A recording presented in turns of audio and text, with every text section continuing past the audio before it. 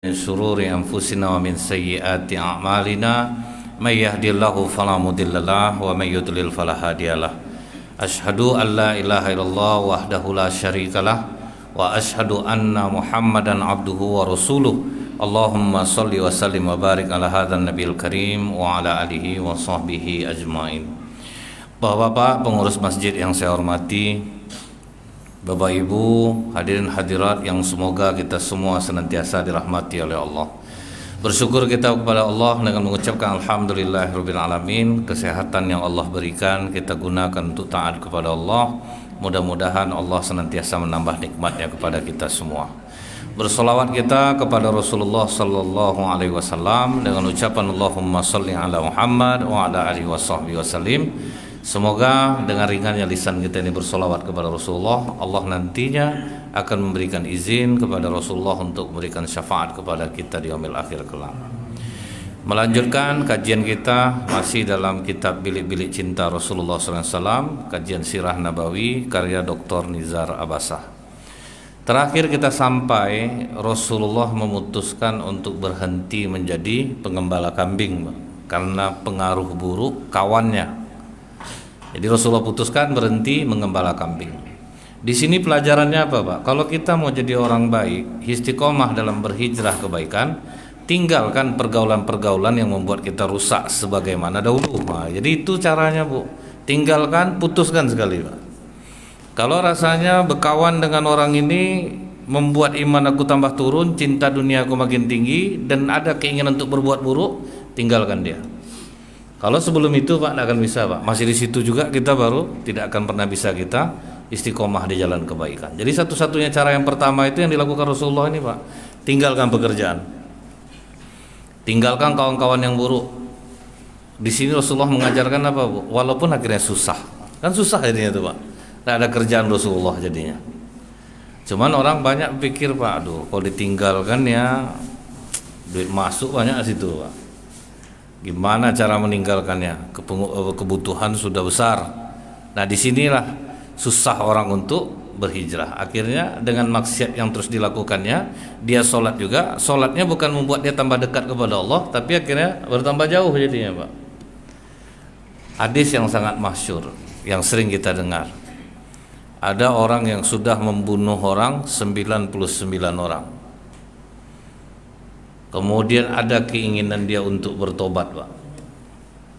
Jumpalah dia seorang rahib Nasrani, bertanya dia, Pak, saya sudah membunuh 99 orang.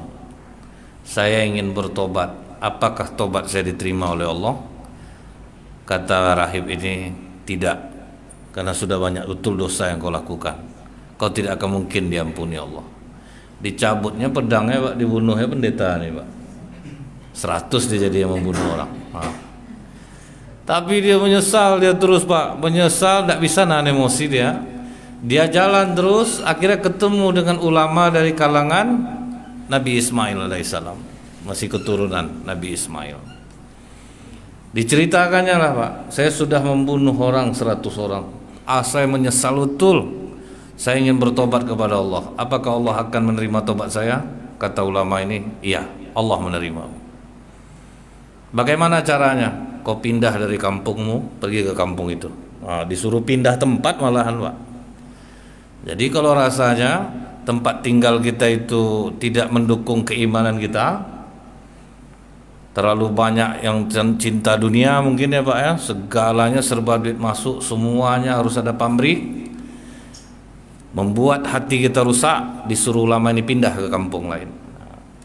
Rupanya, Pak, di perjalanan meninggal ya, Pak. Belum sampai ke tempat kampung yang ditunjukkan itu lagi meninggal dia, Pak. Disitulah bertengkar malaikat rahmat dengan malaikat siksa. Kata malaikat siksa, aku yang ngambil ruhnya. Belum ada berbuat baik lagi. Udah 100 orang dibunuhnya. Kata malaikat rahmat, kan dia ini mau jalan bertobat ini, udah mau pindah dia. Aku yang ngambil ruhnya. Ribut dua malaikat ini, datanglah malaikat lain menengahi. Sekarang kita ukur mana yang lebih dekat jaraknya, dia mau sampai atau masih jauh. Jadi kalau kita anggap, Bu, 10 kilo jaraknya, rupanya dia sudah 5 kilo lebih sejengkal. Sejengkal lebih dari 5 kilo. Kata malaikat penengah, malaikat rahmat kau yang ngambil ruhnya. Padahal sebetulnya Allah yang menyetel jarak itu jadinya, Pak. Begitulah sayangnya Allah kepada orang yang mau bertobat. Siapapun Bapak Ibu di masa lalu, sebrengsek apapun, bertobat kepada Allah sebesar lalat dosa kita jadinya, Pak, di mata Allah. Jadi jangan sampai berpikir, Bu, cuma ya, dosa banyak. Orang putus-putus asa gini ya, sering begitu orang, enggak usah lagi, percuma kau, buruk juga sifat kau. Begitu-gitu kan orang tuh lemah dia jadinya, Pak. Makanya istilah orang, yang penting aku sholat, mau buruk perangai aku buruk lah dulu. Penting aku nak meninggalkan sholat. Ada juga yang seperti itu. Saya salut, Bu, dengan orang macam itu. Nah, jadi kalau kita mau berbuat baik, mau hijrah, tiru cara Rasulullah nih, berhenti dari kerja itu, Pak. Selagi masih di situ juga pasti susah kita untuk meninggalkannya. Godaannya terlalu besar. Jadi saya perhatikan, Pak, ya, kenapa orang di dalam penjara rata-rata soleh, begitu keluar balik-balik, Pak. Di penjara dia enak, tiap hari duduk di masjid, Pak, ngaji, ketemu ya, kita mau kemana lagi, Pak, selain ke masjid. Nah, begitu keluar hidup susah, goyang, Pak, balik lagi macam dulu. Nggak ada lebih enak bisnis dari bisnis sabu lagi, katanya, pasti habis. Adalah yang ngasih, Pak, barang tuh pasti habis. Nah, itu tuh yang sering membuat orang tuh bolak-balik masuk. Ada yang anaknya sampai panggil om sama dia, Pak, udah 16 tahun dalam, Bu, masuk 4 tahun, keluar jual sabu balik, masuk balik 3 tahun, keluar lagi masuk, tuh panggil om anaknya lagi, Pak, nggak jumpa. Karena apa, Bu, ya? Karena dia tidak bisa meninggalkan kerjaannya dan masih berkecimpung dengan kawan-kawan yang sama. Bapak duduk sama orang pengajian keras, Pak, keras Bapak jadinya. Duduk Bapak di kajian memaki-maki orang lain, Bapak akan jadi yang sama. Nggak ya, Pak, akan terpengaruh dengan yang menyampaikannya. Apalagi sempat kita cinta pula dengan Ustaz tuh, udah Pak, salah orang sedunia kita buat tuh, Pak, nggak ada lagi, kita aja yang betul lagi. Jadi di mana kita duduk tuh, Bu, itu akan mempengaruhi kita, Pak. Bergabung sama orang baik, baik kita jadinya. Bergabung sama orang buruk, buruk itu jadinya. Makanya kata Rasulullah, berkawan dengan orang ini sama dengan berkawan dengan orang penjual minyak wangi kalau yang baik. Ndak pun dapat kita percikannya, kita bisa membelinya. Paling tidak kita dapat wanginya. Berkawan sama orang buruk sama dengan orang yang pandai besi, Pak. Ndak dapat kita bau busuknya, percikan apinya kadang-kadang sampai ke kita. Nah, itulah, Bu, ya. Hati-hati kita. Jadi begitu Rasulullah sudah berhenti, Pak, berpikir Rasulullah lagi, apa lagi mau usaha ini. Maka kata Rasulullah ke pamannya, paman, biarlah Muhammad yang jaga toko paman. Yang di pasar itu, paman santai aja lu di rumah, biar Muhammad yang jaga. Nah, Rasulullah berdagang inilah, Bu, disitulah dia menemukan keahliannya, Pak. Ini bidang aku nih.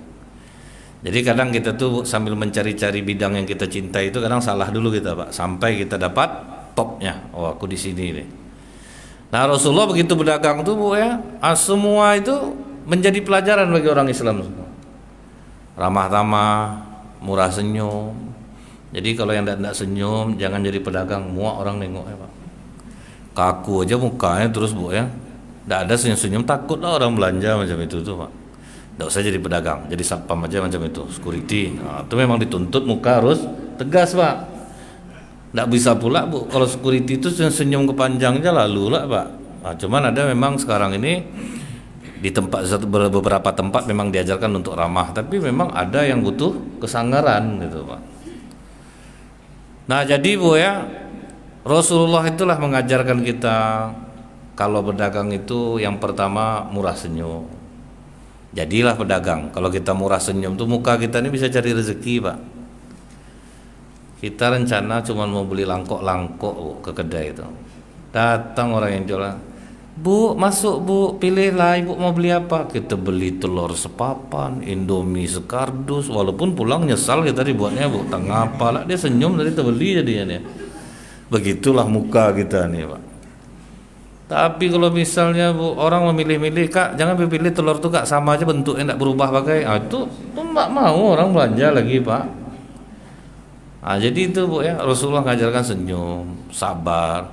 Datang orang bilang pembeli itu adalah raja, tapi enggak selamanya, Pak. tidak selamanya memperlakukan pembeli seperti raja. Contohnya gini Bu ya, ada rumah makan, ada kedai kopi. Jangan dijadikan rumah makan seperti kedai kopi. Kalau rumah makan itu Pak, makan, selesai, minum, selesai, pulang. Ini rumah makan dijadikannya kedai kopi, duduk di situ Pak. Akhirnya orang mau makan lagi tidak bisa Pak. Orang tengok ramai dalam tuh tidak mau orang makan lagi Pak. Kalau macam itu tidak perlu memperlakukan pembeli sebagai raja gitu. Tuh udah boleh. Maka orang rumah makan Bu, habis kita makan, minta maaf ya Pak ya, saya bereskan piringnya terus itu ngusir tuh Pak. Ngusir tuh Bu. Karena kalau udah kosong tuh malu gitu duduk lagi Pak. Itu maksudnya itu dengan cara itu lagi Pak. Kalau dibiarkan duduk teraniaya orang jadinya Bu. Nampak orang mobil orang nggak jadi masuk Pak, ramai parkir itu nggak jadi orang Pak. Gara-gara mempertahankan ini, gara-gara pembeli adalah raja, nggak ada omsetnya jadinya Pak. Jadi tengok juga kalau mau ngumpul lama tuh kedai kopi. Nah itu memang situ tempatnya gitu. Jadi tidak selamanya pembeli itu harus diperlakukan seperti raja. Jadi ada tempatnya. Nah Rasulullah apalagi Bu, menguasai produknya Pak. Jadi dia bisa menjelaskannya, ini kelebihannya, ini kelebihannya, ini kelebihannya. Bapak masuk misal ke Aliong Tailor di Mall Pekanbaru, satu setel pakaian jahit 1,5 Pak. Tempat lain ada 260. Nah kenapa bisa gitu Pak? Dia bisa menjelaskan Pak. Nah, saya sempat nanya Bu sama tukang jahit jas, kenapa jahit jasnya sampai 1,5 gitu Pak, 1,6 gitu. Ternyata memang membuatnya butuh keahlian khusus dan rumit gitu Pak. Nah, jadi kalau kita menguasai produk kita Bu, mahal pun orang mau beli Pak. Mahal dia orang mau beli. Datang orang sekarang dibanting-bantingnya harga Pak. Salah sebetulnya membanting harga tuh, justru tidak ada harganya jadinya. Ingat enggak Bu, Rasulullah pernah dikerjain loh Pak sama pedagang Quraisy. Sepakat pedagang Quraisy kita bikin bangkrut Muhammad nih, banting harga kita biar teraniaya dia. Rasulullah ahli dalam bidang perdagangan, dia tahu barangnya ini dicari orang Bu. Pas orang jualan di pasar banting harga, enggak jualan Rasulullah Pak. Ditunggunya di penggendapan dulu. Selesai orang tuh berdagang malah banyak yang rugi jadi ya. Besoknya Rasulullah jualan kan tetap dibeli orang Pak dengan harga yang biasa standar. Nah itu caranya Bu. Nah jadi Rasulullah tuh mana barang jelek dibilang jelek, mana barang bagus dibilang bagus. Jadi tidak ada istilahnya menyembunyikan dagangan. Jangan sampai ditutupi Bu ya. Kita beli duku Bu, pas nampak besar Pak semua di depan tuh. Kita beli dari belakang sauknya Pak, yang kecil-kecil tuh. Apakah itu menguntungkan bagi dirinya? Tidak akan. Tidak akan. Orang yang tidak jujur berdagang dalam mencari nafkah pun tidak jujur dia, dijamin tidak akan bahagia Pak. Makanya pedagang paling tahu betul tuh Pak. Pedagang tahu betul. Saya misalnya Bu ya, hobi suka bertanya kalau duduk tuh. Kalau ceramah adalah kita ngomong sendirian Pak. Kalau Bapak duduk sama saya lebih banyak mendengar Pak. Gantian, karena Bapak pasti punya ilmu yang saya juga tidak tahu. Dipancing ngomong pun saya tidak mau Bu. Lebih baik saya mendengar. Nah, karena dapatlah Pak, ilmu Bapak ini kan macam-macam nih. Beda-beda Kak, ada perdagangan, ada apa, kontraktor, ada apa semua, ada lengkap. Ahli membuat gulai jengkol, ahli membuat dendeng balado. Nah, kan kalau mau kita dengarkan dapat ilmu kita Bu. Jadi saya tanya ke orang yang buat kaca film mobil tuh Pak, dia terkenal ramai, jujur. Jadi saya tanya, kenapa tempat kamu ini ramai? Mungkin karena jujur kamu kali ya. Sekarang katanya. Dulu Ustaz, tak apalah kelakuan kami itu kamu buat kaca film nih. Dibilang orang pasang yang 3M, kami pasangnya biasa kan orang tidak tahu juga. Tempel stiker 3M, sangka ada 3M juga dia pakai. Tapi apa Ustaz jadinya? Hancur keluarga saya Ustaz. Duit banyak, keluarga hancur.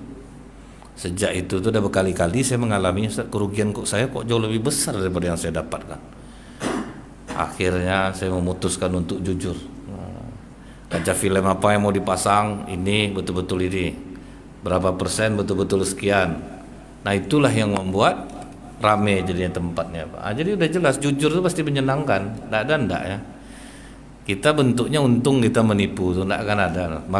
Maka kata Rasulullah Bu, 9 dari 10 pintu rezeki itu adalah perdagangan. Karena orang yang berdagang pasti cepat mengalami keajaiban Allah Pak. Menipu dia cepat dia kena. Itu merata tuh Bu. Asal udah menipu dia cepat dia kena. Nah maju perdagangan Rasulullah sampai Rasulullah berumur 20 tahun, Pak. Jadi dari sekitar umur 14, 15, 16, 17, 18, 19 udah cukup pengalaman tuh, Pak. Nah, untuk menjadi seorang yang profesional. Maka kata pamannya, Muhammad, umur kau sekarang sudah 20. Kau kan sudah sering juga membawa dagangan-dagangan di sekitar Mekah. Jadi ada baiknya kau mandiri lagi. Orang bulan Safar ini mau membawa dagangan ke Syam. Kau pergilah ke rumah Khadijah. Coba melamarlah jadi pekerja dia untuk membawa dagangan dia ke Syam.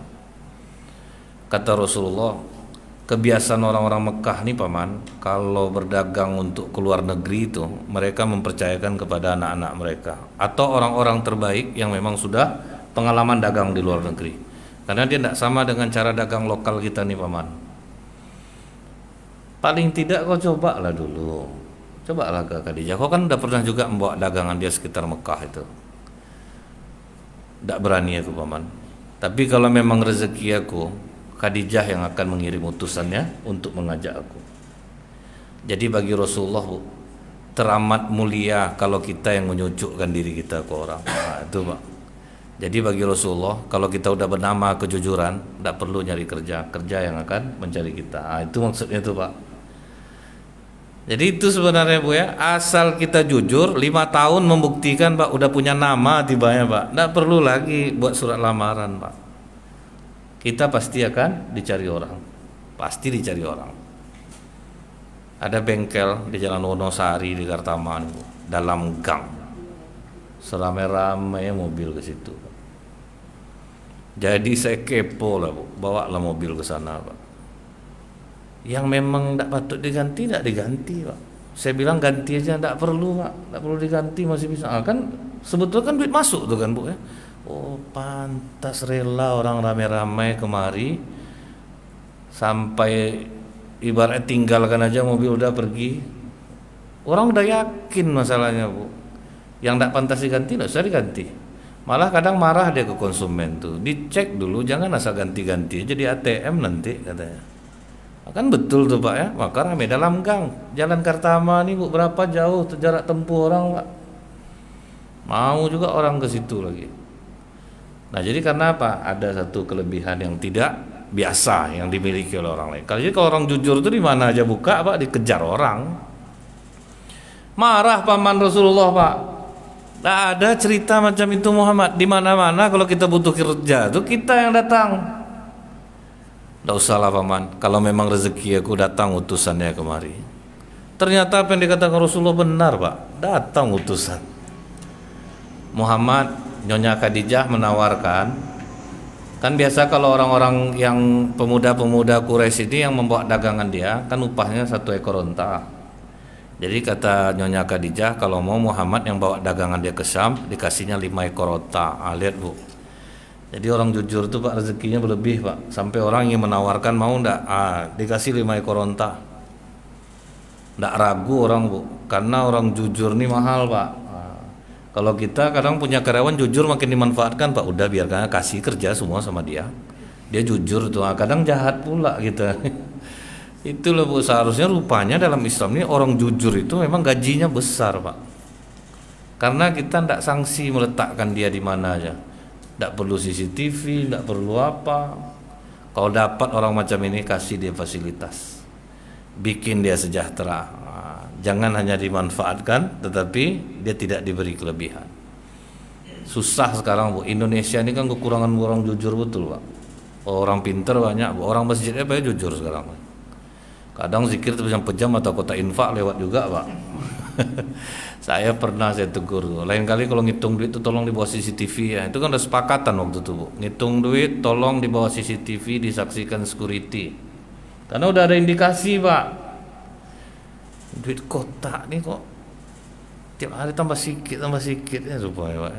Saya tengok menghitung selalu dalam kamar. Oh, ini udah macam duit bapak masing-masing nih. Akhirnya suruh bawa CCTV menghitung, Pak. Ketemu jadinya, Pak. Ada masjid, Bu, jumlah duitnya aja yang terpampang lagi. Duit dari mana, Pak? Jadi memang apa namanya nih, Ini yang kita susah sekarang ini ya Bu ya. Dia kalau misal pengurusnya enak, jujur, nampak Bu, masjid itu tuh terasa auranya Pak. Saya jujur di sini nih nyaman saya Bu. Selain ber-AC ya juga. Memang terasa dia Pak, terasa dia. Kalau yang bermasalah tuh Bu terasa juga tuh. Kita masuk. Apalagi udah banyak kita masuk masjidnya ya Pak ya. Terasa tuh Bu. Tapi kalau masjid duit ke duit aja kerjanya rata-rata kotor Pak. Nah, pokoknya nggak usah disebut lagi. Pokok asal bapak dah tercium bau anjing dari jauh, itu udah duit aja isi masjid itu. Orang sholat mesti bayar selop Pak. Kalau nggak dibayar toko-tokonya apa tuh? Katanya ikhlas sukarela Pak, tapi diminta juga duit. Ingat masjid Rangkiang terbakar dulu berapa sudah besar omsetnya itu Pak ya. Orang makan kan sebetulnya WC itu fasilitas untuk orang makan. Tapi kan dimintain duit Pak. Hancur kan Bu ya. Walaupun bukan karena itu hancurnya, kalau saya secara spiritual melihatnya hancurnya karena itu Pak. Di mana-mana rumah makan Bu, padahal itu fasilitas. Kalau arah kita ke Sumbar kan Pak, sebetulnya kan fasilitas untuk orang yang singgah makan di sana. Rupanya kan kita harus bayar Pak. Coba lah enggak bayar Bu. Mau sholat aja kita tibanya bayar itu Pak. Semua jadi duit. Nah itu bahaya tuh. Hancur dibuatnya itu. Nah jadi kalau orang jujur dikasih fasilitas. Bukan itu saja dikasih oleh Ummul Mukminin Khadijah Pak. Dikasih pembantu satu untuk ngurus selama Rasulullah di jalan. Itulah namanya Maisarah. Tapi ingat Pak, Maisarah itu laki-laki Bu, bukan perempuan. Kita kan kalau dengan nama Mai itu di Indonesia ini kan perempuan Pak. Padahal Maisarah itu laki-laki. Masing-masing daerah itu kan punya nama Bu. Kadang di daerah ini nama itu nama perempuan, padahal di situ namanya nama laki-laki gitu. Di Indonesia ini biasa nama Rizki kan laki-laki Pak ya. Tapi bukan tidak ada Bu, Rizki itu perempuan gitu. Jadi dapat fasilitas bagus, gaji besar, kemudian dapat fasilitas ada yang ngurus selama perjalanan. Terdiam langsung paman Rasulullah. Betul kau bilang Muhammad ya. Jadi kita ini cukup jadi orang baik aja, jangan khawatirkan masalah rezeki. Cukup jadi orang baik aja. Makanya kata Allah itu Bu, dirikanlah solat, perintahkanlah keluargamu untuk solat, wastabir alaiha, dan bersabarlah di atasnya. Kami tidak minta rezeki kepadamu, nahnu narzukuk, kami yang memberi kalian rezeki. Pokok solat kalian baik-baik, suruh orang rumah solat, rezeki kami yang ngatur. Nah, itu janji Allah tidak akan mungkin meleset Pak. Nah, pergilah Rasulullah berdagang Bu, pergi ke Syam, pulang balik lebih kurang 6 bulan. Setelah pulang, Maisarah cerita berapi-api lah dengan Ummul Mukminin Khadijah.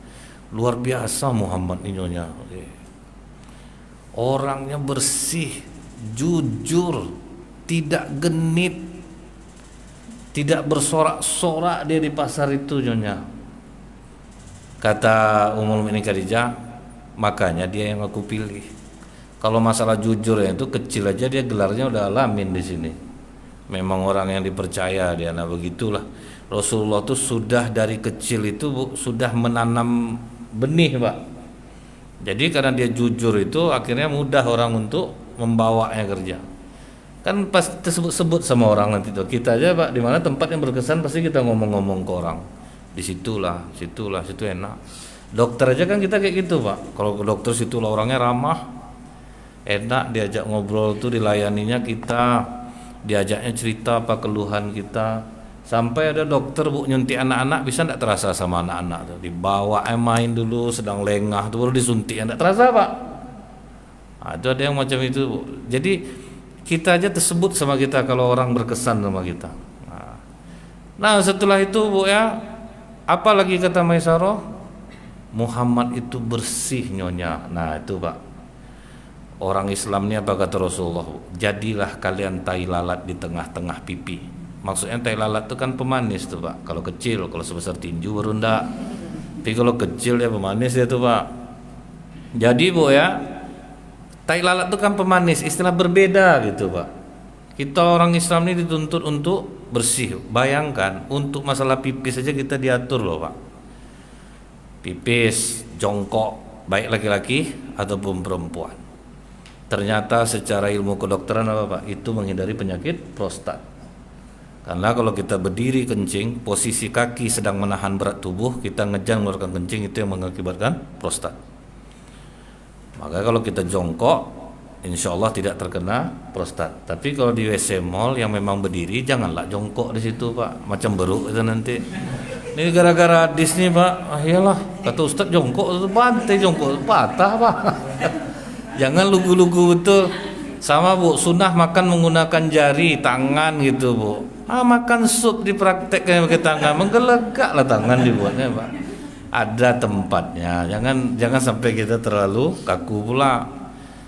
Nah jadi itu Bu, bersih. Apa yang menyebabkan orang-orang tukang laundry di Amerika masuk Islam? Lucu kita baca, gara-gara mencuci pakaian dalam umat Islam. Ditanya Bu ke orang-orang laundry di Amerika itu, apa yang menyebabkan kalian masuk Islam? Mencuci pakaian dalam umat Islam. Kenapa? Orang Islam dianjurkan apa Bu? Cuci lubang depan, cuci lubang belakang. Suruh cebok, bersih. Setiap kencing itu bersih. Jadi itulah kami heran kalau orang-orang yang lainnya masuk masih ada tinggal kuning, yang ada warna karat, apa segala macam. Tiba orang Islam bersih. Itu yang mengantarkan mereka masuk Islam. Asbab hidayahnya celana dalam loh Pak.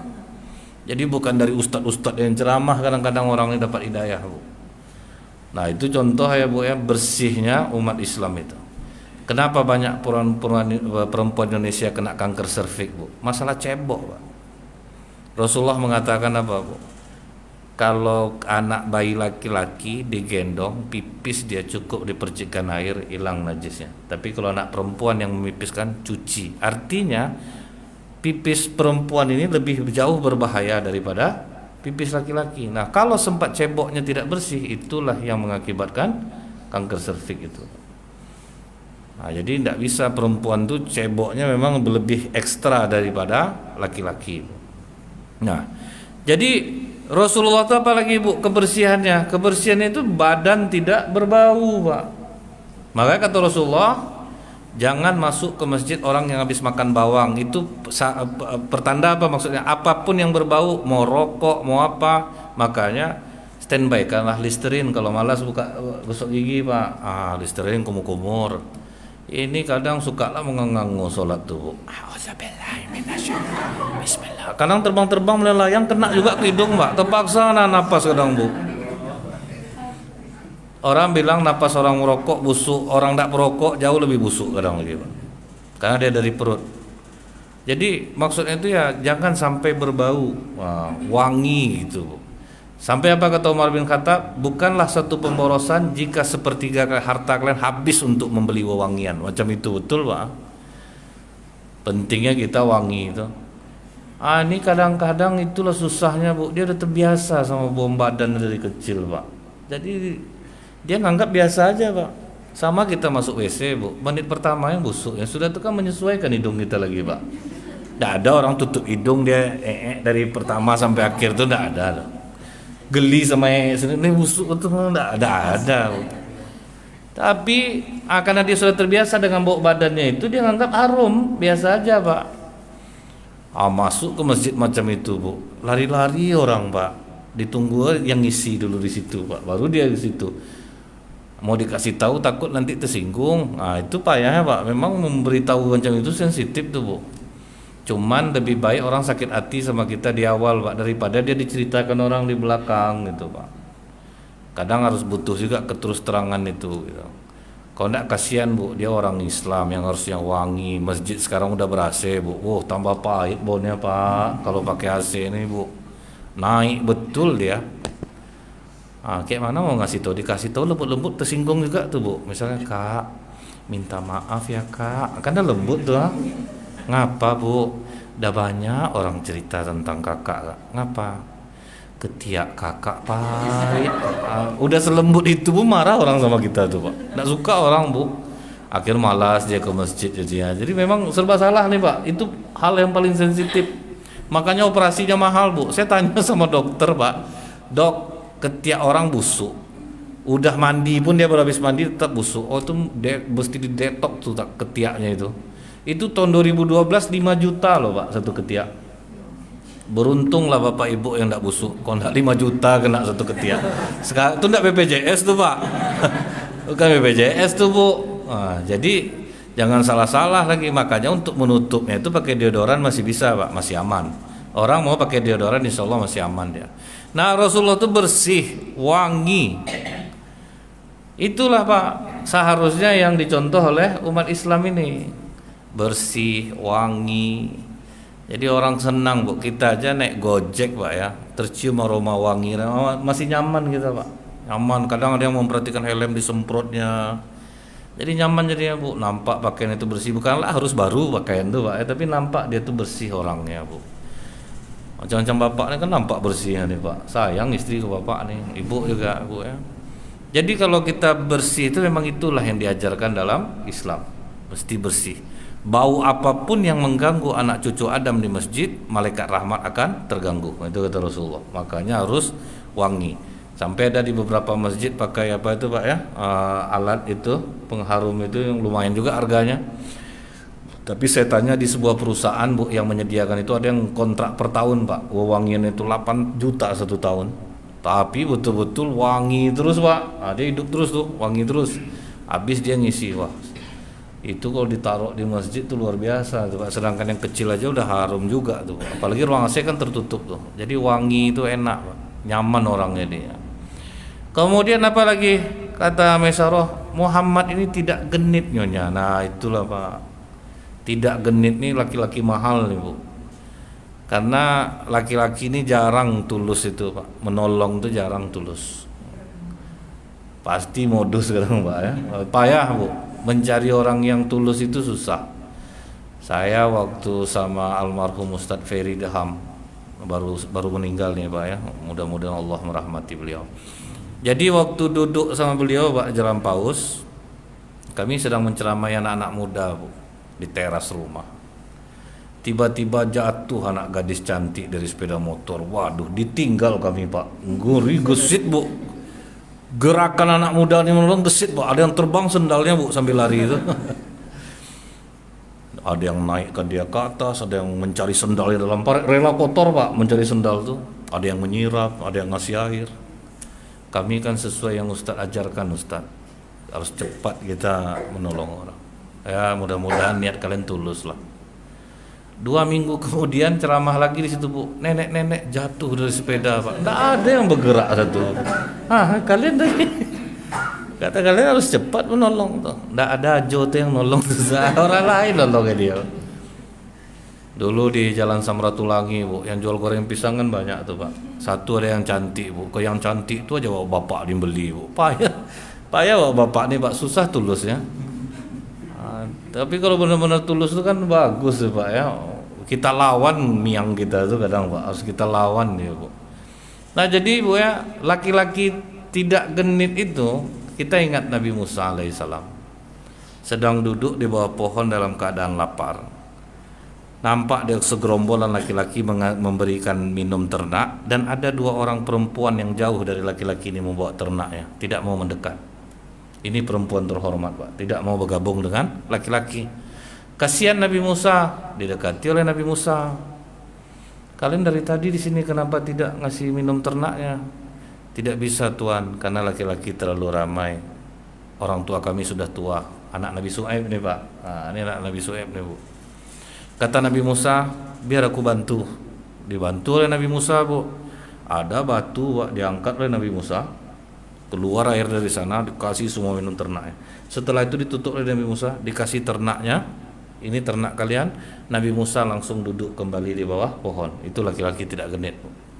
Kalau kita tuh ngapa Dek? Nah, ini Bang mau ngasih ternak minum. Adek kalau ada apa-apa minta tolong sama Bang. Abang nih kalau nolong nih Dek. Ini. Sudah tolong rumah Dek mana? Itu nomor WA ada mulai Pak. Susah Bu. Mentuluskan jiwa. Jadi kalau tidak sanggup rasanya janganlah buat. Kalau tidak sanggup rasanya ini aku nolong nih karena apa nih? Kecuali hal-hal darurat Bu ya, mau tidak mau harus nolong Pak. Itu biarlah, mau diapakan lagi Pak ya. Tapi kalau masih bisa berpikir kita dan rasa tidak berbahaya, pikir-pikir betul lah mau nolong dulu Pak. Kadang marah istri kita dibuatnya, abang kasihan, dia lapar, sebanyak nih orang lapar, nenek itu tidak abang bantu kemarin. Ini anak gadis cantik lapar, cepat abang keluar duit. Itu payahnya itu Pak. Nah jadi Bu ya, Rasulullah itu tidak pernah terkait kasus sedikit pun Rasulullah ganggu perempuan, itu belum pernah. Iblis kalau untuk soal ganggu perempuan nih Pak ya, mau siapa Bapak, mau kiai Bapak, mau ustadz Bapak, mau penghafal Quran, nggak ada Pak, lewat semua.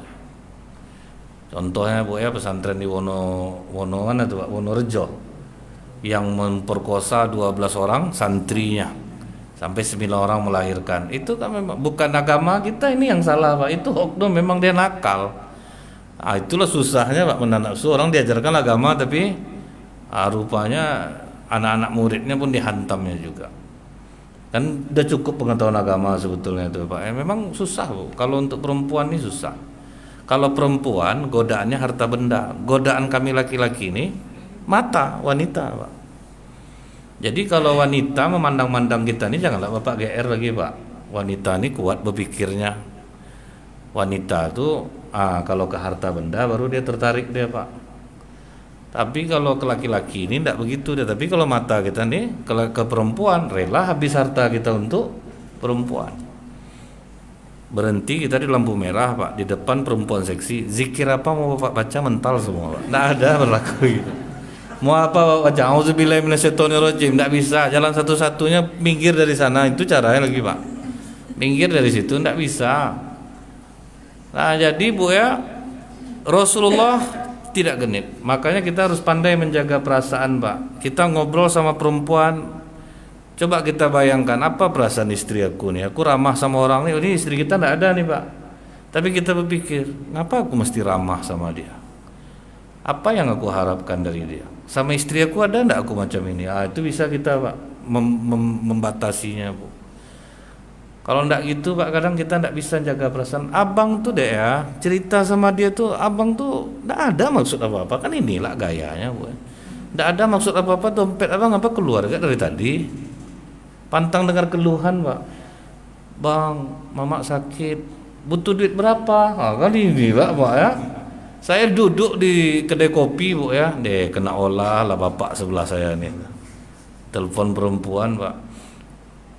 Om, ada yang mau beli sepeda motor nggak Om? Ini modusnya tuh Pak. Ngapa kamu jual motor? Kan susah kamu nanti. Nggak apa-apa lah Om, ada kebutuhan. Rumah mama bocor di kampung. Kamu butuh duit berapa deh? Azab, atuk nih azab, atuk tuh. Nggak berpikir ya. Dia bang galak tuh cerita ke kawannya Pak. Bayangkan udah setua nih saya, bisa anak umur 23 tahun deh. Azab, atuk tuh. Kena modus lah tuh nih. Nah jadi itu Bu ya, Rasulullah tidak genit. Kemudian berjualan tidak ada berteriak-teriak. Allah itu membenci perempuan jawas, Ja'zariyah, jawas, sakok. Maksudnya itu apa Bu? Ja'zariyah ini perempuan kasar dan sombong. Karena orang sholat kadang-kadang ada juga yang kasar, ada juga yang sombong. Kemudian jawas, banyak makan dan pelit, tapi boros belanja Bu. Kalau belanja pribadi dia boros. Kemudian sakok, suka berteriak-teriak di pasar. Kadang-kadang Bu ya, kita masuk di mal-mal kalau udah mau lebaran tuh kan ribut tuh Pak. Silakan Bapak Ibu ada diskon 10%. Macam-macam. Kan peka telinga kita dibuat tuh Bu.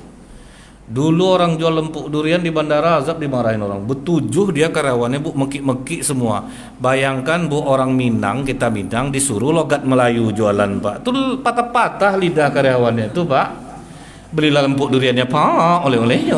Jadi lari jadinya. Mungkin Bapak ada yang masih ingat tuh. Kalau yang sering ke bandara tahun-tahun 2000, 2005 datang ibu, kalian kalau nak memekik-mekik kalian tidak ada orang beli memangnya. Itu disuruh bosnya Bu ya. Kalau memang orang Melayu betul yang buat cengkok macam itu bagus Pak.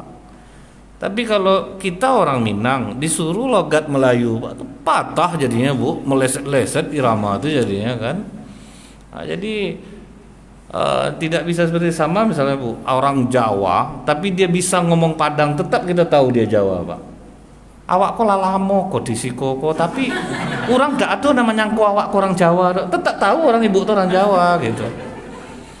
Ada ibu-ibu dulu Bu ya, tinggalnya memang di kawasan orang Padang yang ramai, lancar bahasa Minangnya, tapi Jawanya tetap tidak akan hilang Pak, tetap tahu orang. Teman saya orang Padang, lancar bahasa Sunda, tetap orang Bandung tahu bahwa dia bukan orang Sunda. Tetap orang Bandung tahu, Bu. Dia cuma hanya bisa bahasa, tapi dia tidak bisa menghilangkan dialeknya, itu tidak bisa dia hilangkan gitu, Bu. Nah, jadi ini yang harus kita tahu dari diri Rasulullah itu tidak genit, bersih, jujur. Nah, itu masih biasa Ummul Mukminin Khadijah nanggapinya, Pak. Kemudian apa kata Maisarah ini? Jadi nyonya, waktu Muhammad ini tidur, dia tidur selalu miringnya ke kanan, tidak ke kiri. Sementara orang waktu itu tengkurap sama pokoknya tidak ada miring ke kanan ke kiri. Itu masih biasa juga Ummul Mukminin Khadijah. Rupanya ternyata terbukti secara ilmiah, orang yang tidur miring kanan jantungnya pasti sehat. Kalau orang tidur miring kiri jantungnya terimpit, bertahun-tahun terimpit. Nah, itulah yang menyebabkan orang bisa kena sakit jantung. Tapi kalau kita tidur miring kanan, jantung kita tuh lapang jadinya. Jadi ibu cukup bilang aja sama bapak, minta maaf ya bang ya, mungkin mulai malam ini mama tidur miring kanan. Tentu papa terpunggungkan jadinya. Kata Ustadz itu untuk menjaga kesehatan jantung. Kata suaminya, jantung mama sehat, papa yang jantungan mama. Nah, itu jadi dijaga-jaga juga tuh. Tapi kalau bapak yang udah hadir malam itu tahu jadinya, enggak apa-apa mah, miring kanan aja. Nah, supaya terjaga jantung kita. Nah, sama-sama udah tahu dengar. Nah, jadi ibu ya, setelah itu kata Maisarah apa lagi, Pak? Waktu Muhammad ini tidur di bawah pohon bidara, nyonya, ada seorang rahib yang bertanya kepadaku, siapa laki-laki yang tidur di bawah pohon bidara itu? Aku katakan namanya Muhammad bin Abdullah. Tidak ada yang tidur di bawah pohon bidara setelah Isa alaihissalam, melainkan dia adalah seorang Rasul akhir zaman. Nah, itu yang membuat Ummul Mukminin Khadijah goncang, Bu. Gelisah Ummul Mukminin Khadijah. Karena apa, Pak? Apa yang dipikirkan Ummul Mukminin Khadijah? Ketika dia berumur 15 tahun, dia sedang main-main sama kawan sebayanya. Ada orang Yahudi, Pak. Hei gadis-gadis Mekah, telah muncul bintang dari arah timur. Pertanda tidak akan lama lagi akan datang Rasul akhir zaman, dan salah seorang di antara kalian akan menjadi istrinya. Oh, itu yang teringat Khadijah. Apakah aku istrinya? Apakah Muhammad ini nabinya? Apakah aku istrinya? Jadi terbayang-bayang itu sama Ummul Mukminin Khadijah, Bu. Jadi segala sesuatu yang baik itu walaupun dikatakan sebentar lagi, tapi itu kan berapa lama itu, Pak? Umur 15 tahun loh. Tapi bagi Allah kan waktu yang lama menurut kita itu kan sebentar, Pak. Cobalah, Bu, kita sekarang ini ya berpikir, dulu kita masih gadis-gadis lagi, bujang-bujang lagi, sekarang udah tua-tua. Kan kita bentuknya sebentar aja semua, Pak. Padahal kita menjalaninya udah lama, tapi rasanya sebentar saja. Nah, setelah itu Ummul Mukminin Khadijah mulai galau, Pak. Mulai gelisah, Bu. Apa aku orangnya? Enggak mungkin lah. Aku aja udah menikah 2 kali. Ummul Mukminin Khadijah itu sudah janda 2 kali. Suami pertama bercerai, suami kedua meninggal. Punya 2 orang anak, Bu. Nama anaknya itu Hindun dan Hala. Tidak mungkin lah, umur aku udah 40, Muhammad sekarang udah masuk 25. Selama perdagangan itu, Bu, ya, udah masuk 25. Dia banyak perempuan-perempuan Mekah yang mau sama dia, sementara dia tidak pernah menanggapinya. Apa mungkin orang seperti aku akan diterima oleh Muhammad? Ah, tidak mungkin. Tapi ingat, Bu, sebetulnya Rasulullah punya cinta pertama, Pak, namanya Fakitah, Ummu Hani kalau kita sering mendengarnya. Cuman Rasulullah tuh, Bu, dia berterus terang dia ke pamannya, Pak. Kan anak Abu Thalib tuh. Paman, bagaimana kalau aku menikah dengan Fakitah? Kata Abu Thalib, tidak bisa Muhammad. Kalau Fakitah ini akan kami nikahkan sama saudara dari ibu kau. Jadi masih ada juga terjalin kita nanti dengan keluarga ibumu. Ditolak, Pak. Jadi Rasulullah memang suka sama dia, tapi langsung terus terang gitu ya, Bu, ya, ke pamannya. Bukan berlarut-larut gitu, Pak. Nah, jadi waktu sama Ummul Mukminin Khadijah nih, Ummul Mukminin Khadijah galau, pergilah ke rumah Warokah bin Naufal, sepupunya ahli kitab. Warokah aku mendengar dari Maisarah, diceritakanlah semua oleh Ummul Mukminin di Ummul Mukminin Khadijah. Diceritakan semua apa yang diceritakan Maisarah itu. Maka kata Warokah, ini sudah jelas Muhammad adalah Rasul akhir zaman. Dari ciri-ciri yang kau katakan tadi, itu seperti apa yang ada dalam kitab yang kau pelajari. Muhammad Rasul akhir zaman. Tambah galau Ummul Mukminin Khadijah, Pak. Bertambah-tambah rasa tuh, Bu. Sementara Ummul Mukminin Khadijah tuh kekayaannya, Bu, dikumpulkan seluruh harta pedagang Arab tuh, Bu, ya, baru sebanding dengan harta Khadijah. Perempuan pengusaha sukses. Jadi dalam Islam ini, Bu, ibu mau jadi pengusaha boleh, Bu, tidak ada masalah. Silahkan kaya gitu, tapi tetap menghargai suami. Nah, itu, Pak. Ini kadang-kadang kalau udah kaya itu itulah Pak ya, bang tuh kain terendam tuh, cuci lah, aku udah capek mencari duit untuk abang, makan aja kerja abang tiap hari mencuci, nggak mau. Itu yang payah itu, Pak. Itu yang kejadian tuh banyak itu, Bu, itu. Kalau perempuan ini udah kaya, zat suami dibuatnya, Pak. Itu kan perempuan yang tidak tahu dengan agama. Tapi kalau macam ibu-ibu manalah bentuk itu. Paling, bang, nah ini makanan untuk abang, tapi gigi rapat, Pak ya, bekerja lah, Bang. Tapi masih ramah. Nah, jadi itulah, Pak. Begitu begitu Ummul Mukminin Khadijah selesai itu galau, Bu. Akhirnya Ummul Mukminin Khadijah memutuskan untuk memendam rasa cinta itu.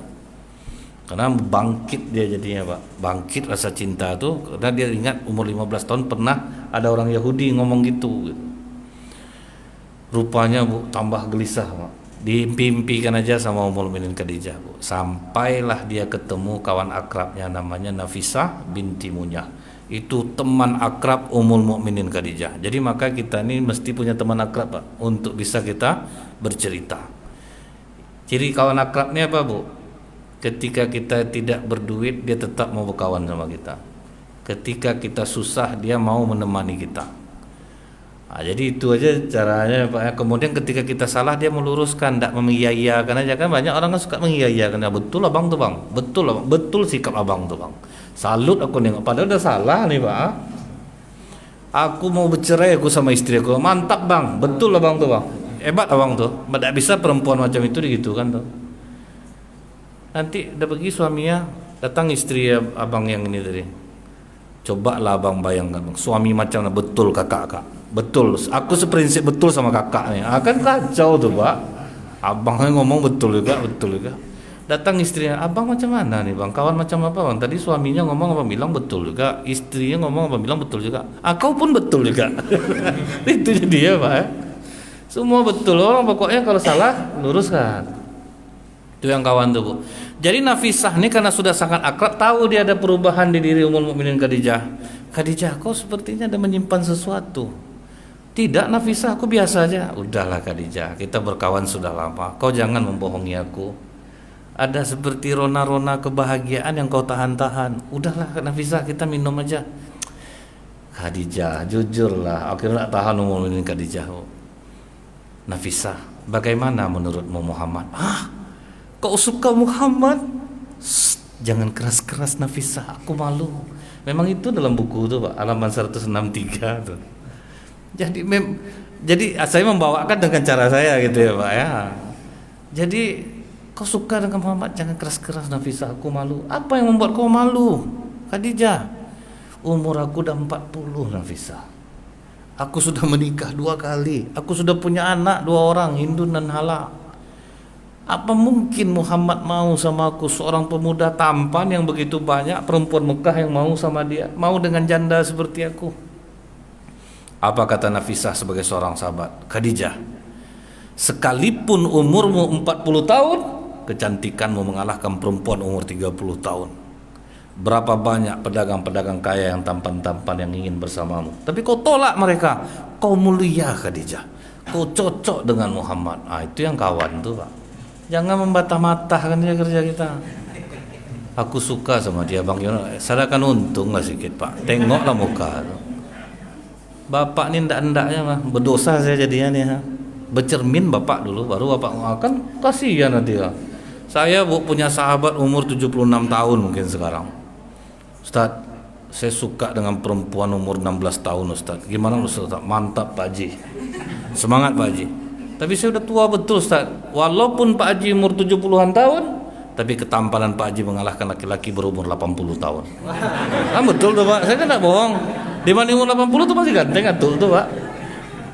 Jadi semangat dia Bu, walaupun dia tahu saya hanya menghibur dia, tahu dia Pak.